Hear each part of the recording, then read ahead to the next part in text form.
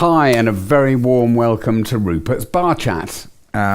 So the whole concept of Rupert's Bar Chat is that I've been doing what I do now for about 30 years, and that's involved in the execution, delivery, leadership of change, working with executive teams, portfolio teams, and PMOs to essentially generate effective change and deliver effective change. I spend half of my life talking to customers about their portfolios and how they can optimize their portfolios. And therefore have quite a few war stories, some of them good, some of them not so good, of experiences trying to deliver either major programs or alternatively portfolio structures, processes, etc. So part of the thinking here is that I can share maybe some of my experiences, and maybe some of the topics that I bring up will stimulate your thinking, enable you to look in the mirror and say, could I do something a bit differently tomorrow that might help what you're doing. That's basically what Rupert's Bar Chat is all about. The series will be running over about 5 or 6 videos. If you look out for them, this introduction won't happen again. I'll just go straight into the subject. So today in the bar, we are going to be talking about the whole concept of red and amber and whether red and amber is good or bad.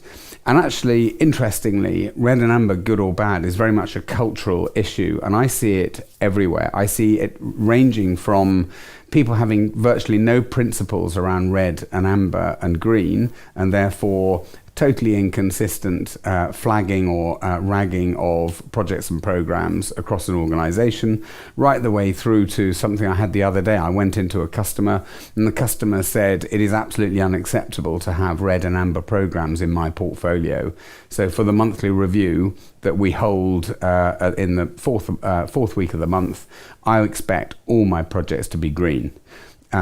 Interesting approach, because as I pointed out to him, the problem with that is that what it encourages is a culture of fear and a culture of hiding. If you think that you're going to go to the portfolio review meeting and get an absolute caning because your project is amber or red, or even that you might lose your job because some people think that way, then you are highly likely to hide any bad news anywhere you possibly can. So you either fluff out great big project reports, and somewhere hidden in the bottom right hand corner is some bad news, or you just don't talk about it at all and just hope that it goes away, and that happens a lot. So the impact of sort of creating this culture of fear is that you end up with a lot of bad news that is hidden. That then ends up leading to delays to a project, and sometimes deliverables not being delivered at all, let alone being delayed. And of course, the impact of that is the cost goes up, your benefits aren't realized, and you lose credibility as a delivery unit. So the question is, what can you do about it? So my bar tip of the day is, if you have a culture that's been set like that, it has to be changed. And there's only one place it can be changed from. And you need to go to the top of the business, right to the COO or the CEO or the CTO, whoever is right at the top of the business and sponsoring that whole portfolio of change.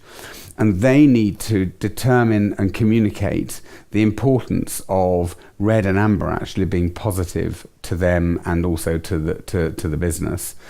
And the reason it's positive is because I know if I know something is red, if I know a project or a work stream is red or amber, I know I can do something about it. I can help it, I can support it, and I can do something about it. If I don't know, I can't, and that's when the problems start.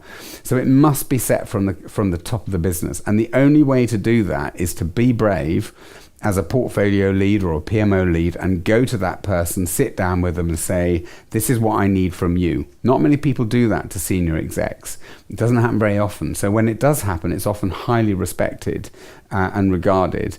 And even though it might be a fairly scary thing to do, I wouldn't be scared. I would go out and I would go to the top of the business and say, what I need you to do is to communicate with the rest of the business that you want to see red and amber where there are issues on a program, because if you see red and amber, we can do something about it. So my tip for the day is go to the senior exec, demand that's what you need in order to be effective, and enable them to set the culture of red and amber being a positive thing across the business. Now, you are very welcome to throw any ideas, thoughts, share any concepts or anything you want to bounce off me. If you want to have a second opinion, come to my LinkedIn profile. By all means, send me a message and tell me the issue you're facing, and I will do my best to give you a response and be a bouncing board, a sounding board for you. All the very best of luck with it. Speak soon.